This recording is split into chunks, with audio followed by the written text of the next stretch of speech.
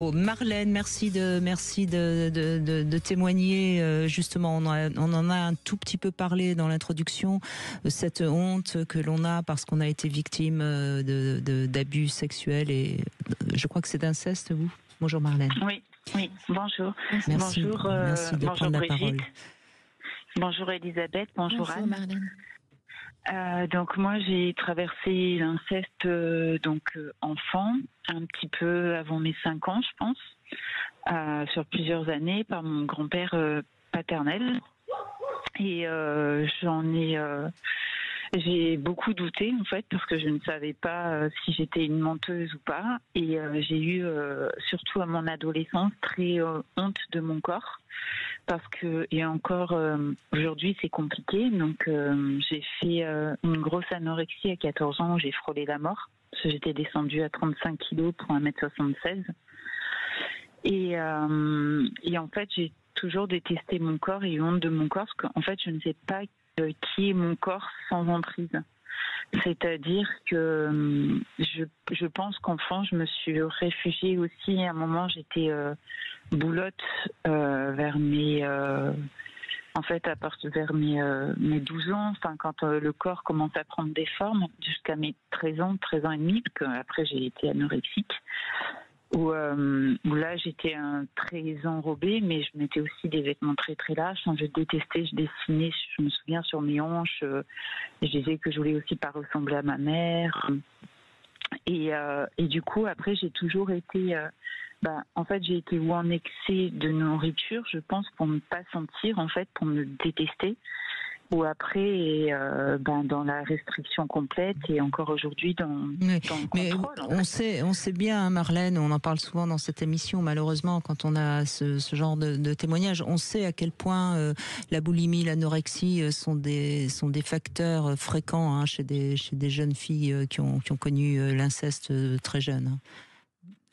Et je pense que c'est parce que c'est la honte de ce corps, en fait, et de porter tout ça, et puis je sais pas, peut-être une culpabilité aussi, de se dire est-ce que c'est de ma faute, est-ce que c'est moi qui provoquais, et la culpabilité en fait de l'ambivalence de l'inceste.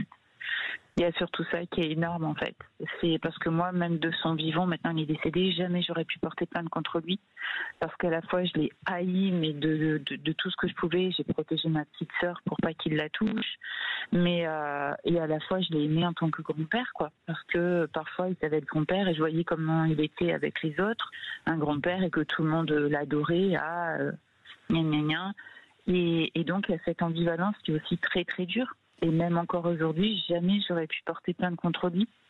Mais par contre, s'il avait fait ça à ma sœur, j'aurais tué. Excusez-moi, mais est-ce que vous avez fait une thérapie, Marlène ?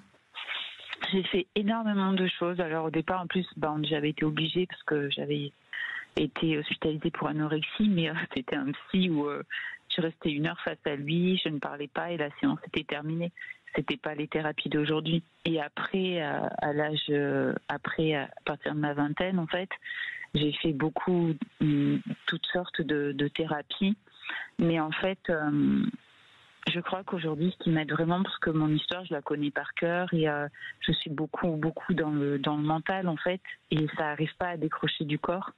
J'ai fait quand même beaucoup de yoga, je marche beaucoup dans la nature.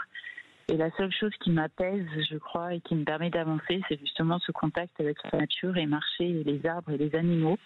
Et en fait, me tourner vers une certaine foi. M'abandonner à ça, en fait. Et c'est me relier à ça, à cette lumière, en fait, et à cette force d'amour que chacun nommera comme il veut, que moi je veux nommer, que j'ai envie de nommer là, Dieu. Et vous avez raison. Je pense que les pistes que vous avez choisies peuvent vous aider. Mais moi, ce que j'ai envie de vous dire quand même, il y a quand même ce rapport au corps qui, me semble-t-il, n'est pas encore suffisamment. Je pense qu'il y a quand même peut-être une possibilité de vous retrouver dans votre corps. Par exemple, par de la respiration ou de la relaxation, ou je pensais au chamanisme aussi. Vous parliez de la nature, dans des choses, des pratiques chamaniques. Parfois, il y a des choses qui peuvent se passer en rapport au corps. Oui, j'avais même fait des luttes de sudation, donc j'ai ressenti beaucoup de choses et tout, mais ça n'a pas fonctionné en fait. Enfin, ça bloque. Oui. Et qu'est-ce que vous diriez sur parce que vous dites ça bloque. Qu'est-ce que vous ressentez quand ça bloque? Je reste quand même dans cette tétanie. Par exemple, si je suis très mince, je me sens protégée et je reste toujours dans la tétanie de prendre du poids et des formes. Voilà, comme si en fait tout pouvait se résoudre si on me disait ne t'inquiète pas, ton corps restera toujours très mince, tu ne risques rien, tu es protégée. Anne, et là je lâcherai tout en fait. Et sinon, j'ai tellement peur que je reste là-dedans, dans ce cadre en fait, parce que c'est ce qui me sécurise et me protège. Sinon, c'est comme si j'allais mourir. Oui, bien sûr. Mais de toute façon, il y a dû y avoir certainement une peur aussi au moment où vous avez été incesté par votre grand-père. Il y a peut-être eu quelque chose d'effrayant qui peut-être... Eh bien, en fait, c'est drôle parce qu'aujourd'hui, après beaucoup de silence avec mon père, je lui ai demandé de parler, qu'on puisse se parler, parce qu'il disait qu'il y avait quelque chose qu'il ne voulait pas dire. Et en fait, il m'a avoué que... je pense que je porte énormément sa culpabilité et sa honte qu'il a vu.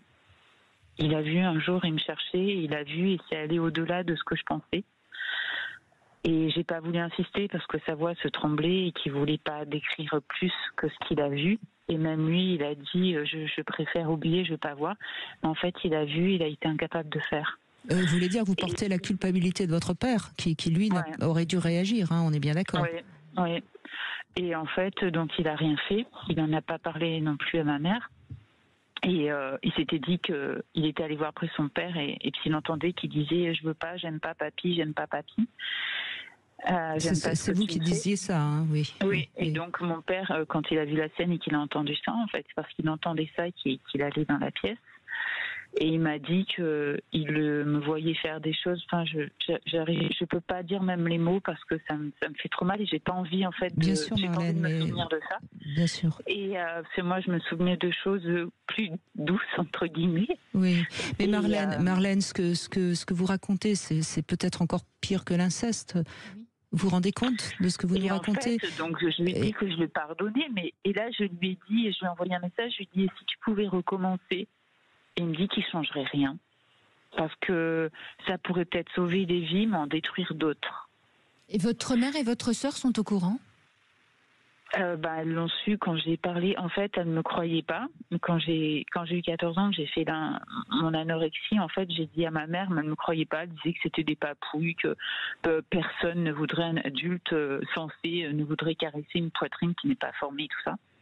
Et en fait, ayant des soucis de santé, une de mes tantes paternelles m'a envoyé un message, un SMS en me disant « Moi, je te crois parce que moi aussi ». Et j'ai transféré ce message sans son accord à ma mère et à ma sœur. Et de là, elle m'a cru et ma maman est rentrée, elle est dans une dépression, enfin, elle a un traitement de cheval aujourd'hui. Hein.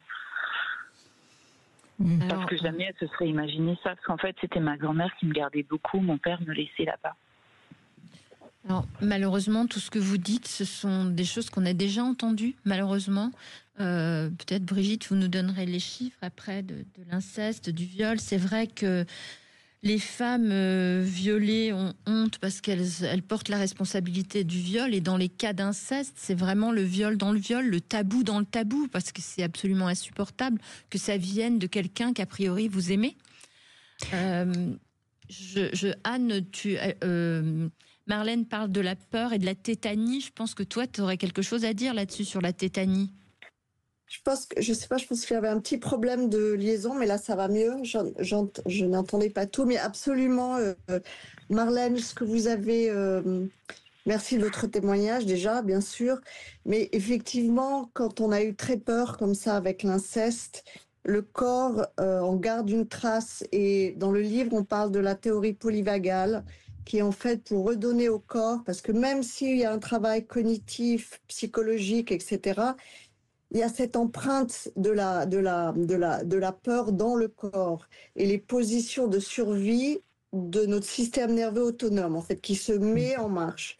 Et donc, quand on se fait violer, agresser, incestuer, le corps se fige. Vous avez employé ce mot parce qu'effectivement, on se disassocie. C'est une position dans le corps pour nous protéger. Donc, on se coupe de soi vraiment pour survivre.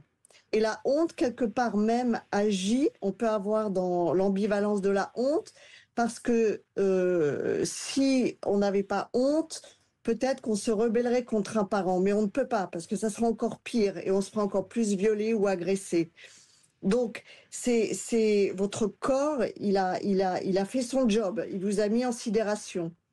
Et je vous invite vraiment pour vous sentir en sécurité, pas intellectuellement, cérébralement, mais dans votre corps, de faire un travail avec, entre autres, en plus de la théorie polyvagale. C'est-à-dire apprendre à votre corps à ressentir de la sécurité par rapport à l'anxiété et à la peur.